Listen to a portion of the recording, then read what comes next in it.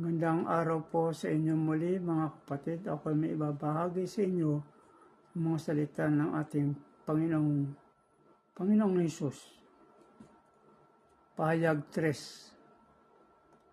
Pahina 20. Nakatayo ako at kumakatok sa pintuan, kundi ring gininuman ang aking tinig at bubuksan ang pinto.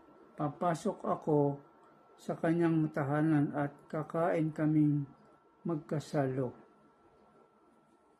Ang lahat ng may pandinig ay makinig sa sinasabi ng Espiritu sa mga iglesia. 1:12. Ang salita ni Jesus ang hatol.